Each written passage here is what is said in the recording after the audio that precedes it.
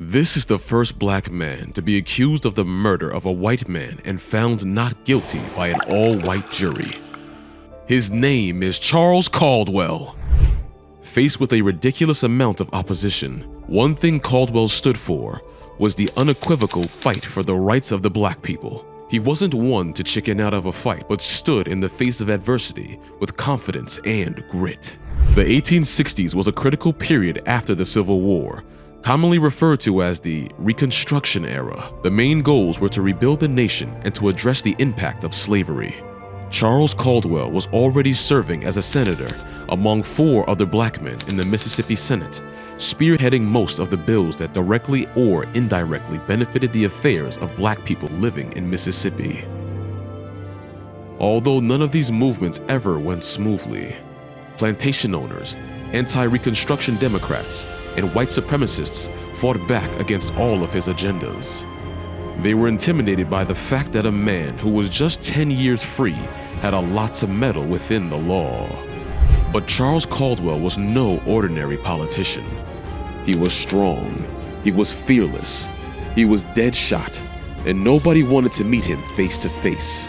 So, all the arrays and plots against him were organized by white Democrats and plantation owners behind his back.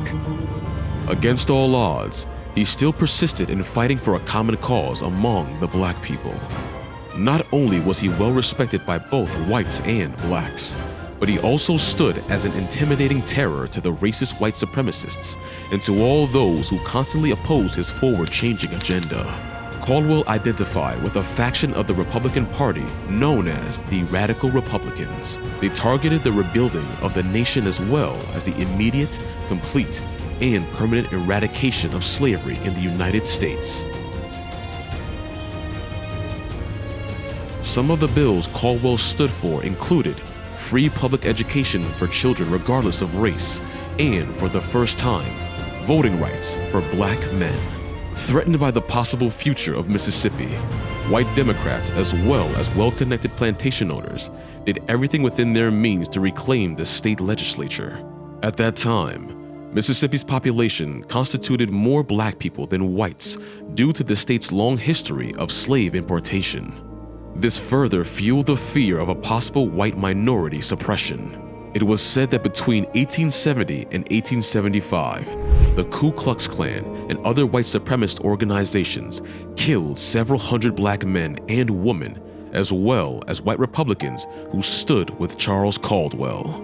Caldwell himself had a death mark on his head. Regardless, he remained ever stringent in his cause. He envisioned a better future, one in which Negroes could exercise equal rights in a society that they all deserved. Though literate, he lacked the formal education, which was of flowery standards of that era. Caldwell wasn't particularly a great political orator, but he was regarded as a lucid and clear speaker who calmly and unequivocally made his cases on the Senate floor. A Democratic speaker once stated, "Caldwell was far above any Negro in intelligence." He helped guide his party, and as the Warwick of the administration, he became one of the strongest supporters of Governor Ames, a radical Republican too. The 1875 elections drew near. It was a major election everyone anticipated.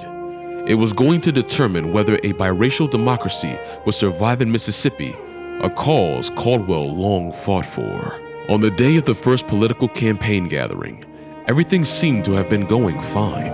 At least 1,500 of those in attendance were African Americans, including Caldwell. Caldwell had insisted that all attendees avoid alcohol and come without their guns, but not all complied.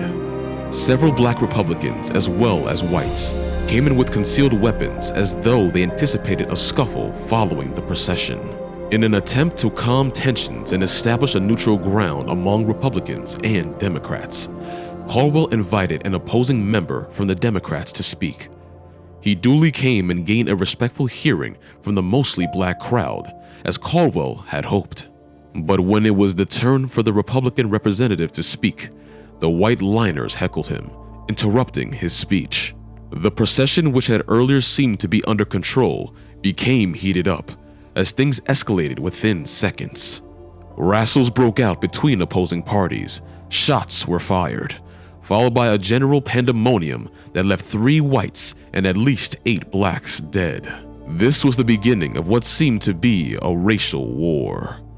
The 4 days that followed were filled with bloodshed, during which local whites and highly trained mercenaries systematically sought out and killed an estimated 50 Republicans, most of whom were black.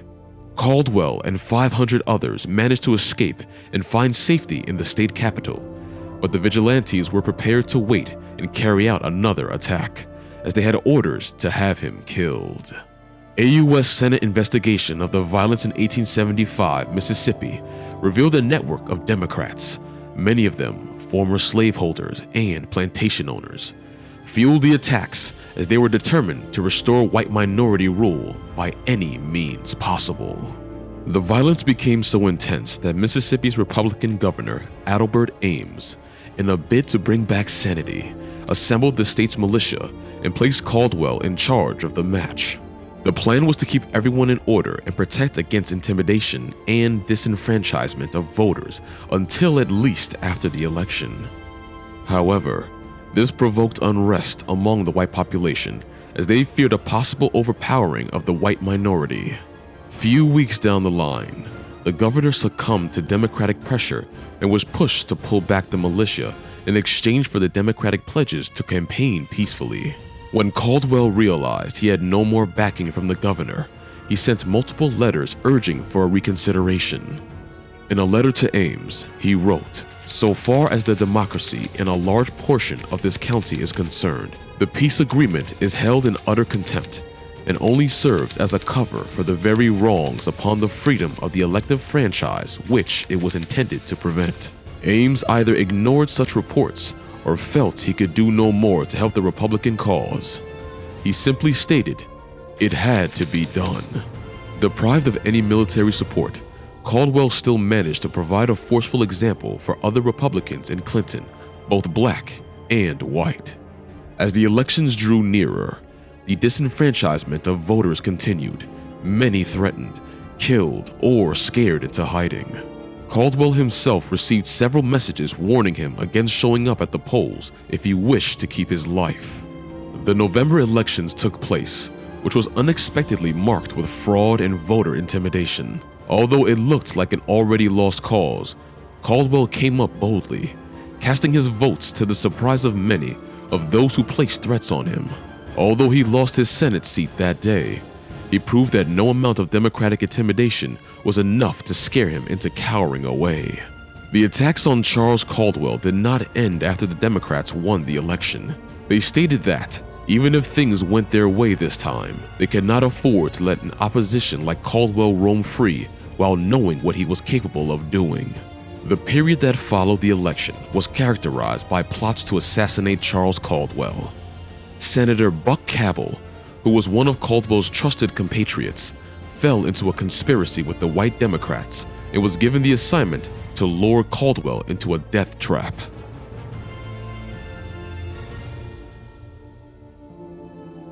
On the Christmas day of 1875, Caldwell went into the town of Clinton to learn about his nephew who had been threatened earlier that day. When he returned back, he encountered his acquaintance, Cabell, who invited him to a toast in celebration of Christmas. Caldwell was reluctant at first, but agreed to tag along after much persuasion. While the two men stood in the basement having a chat, Cabell called for a toast, which, apparently, was a signal to the assassins. As they touched their glasses, Caldwell was shot at the back of his head as he stood by the window. On realization that he had been cornered and ambushed, his last request was to be carried out to the street so that all may see that he remained defiant to the end. His request was granted. In the middle of the street, and with his last breath, he stood up to say, "Remember when you kill me, you kill a gentleman and a brave man. Never say you killed a coward. I want you to remember it when I am gone." At that instant, more bullets were fired at him till he was confirmed dead on the spot. Other black men within the vicinity were also killed, including Caldwell's brother, Sam. Days after their death, A jury who had claimed to have investigated thoroughly failed to convict anyone for the murders. A report from the grand jury stated, "We have been unable to find the party or parties engaged in this deed." The whole affair is shrouded in mystery, and though nearly every man, white and colored, who lives in or near Clinton has been before the jury, we have no proof sufficient to attach guilt to any man. We have had every witness that could be heard of who was likely to know anything of the affair, but utterly failed to elicit any evidence upon which we could take action. Within a year after the incident, Caldwell was already buried, as well as the fight for Reconstruction. The white Democrats had regained the state and all control. Within 2 decades, a political system that gave only a few black voters the opportunity to exercise voting rights was established. However, the Second Reconstruction came, which lasted until long after World War II. In 1965, the Voting Rights Act was enacted in federal law, the same right for which Caldwell and thousands of others had given their lives. Charles Caldwell is believed to have been born around the early 1830s in Hinds County, Mississippi. Although little is known about his early life, he was born into slavery years before the Civil War. At the time of his birth, slavery was at its peak in the region. Slave trade was a crucial part of the state's social and economic life. Slavery was so profitable, it sprouted more millionaires per capita in the Mississippi River Valley than anywhere in the nation. In 1820, Mississippi had 33,000 slaves 40 years later. That number rose to as high as 437,000, earning the largest slave population in the country. During this time, the prices of slaves rose and fell with the price of cotton, as this was the major export crop in the region. Slave sales were usually painful events. Families were ruthlessly torn from each other. Slaves were humiliated, treated like livestock, and harassed while being inspected for their physical features during sales. Caldwell possessed exceptional skills in this trade, earning him more privilege and autonomy compared to his fellow slaves who worked tirelessly on the plantations. He was considerably well respected within his community. In the immediate post-war period, after the fight against slavery was supposedly won, was when Caldwell began pursuing a career in politics. Rewarded for his dexterity and reputation, he was elected the position as one of 16 black Republicans amongst 78 white politicians to participate in the Mississippi Constitutional Convention in 1868. This marked the beginning of his political ambitions. The story of Charles Caldwell, the Negro leader, is a testament to the power of resilience, determination, and leadership in the face of adversity. Throughout his life, Caldwell faced numerous challenges and obstacles, including systematic racism and discrimination. Yet, he persevered and emerged as a prominent figure in the fight for equal rights and social justice. His name has appeared, but rarely in books, and then only in terms of derogation, such as a Negro of desperate character, one of the most daring and desperate Negroes of the day, a notorious and turbulent Negro. However, adjectives frequently characterize their users more aptly than their subjects. Caldwell's legacy extends far beyond his lifetime. His contributions continue to resonate in the ongoing fight for racial equality and justice. His story serves as a reminder that one individual's determination and courage can make a significant impact on society. In remembering Charles Caldwell, we honor his remarkable achievements and strive to carry on his legacy by continuing the fight for equality, justice, and equal opportunities for all, regardless of race or background.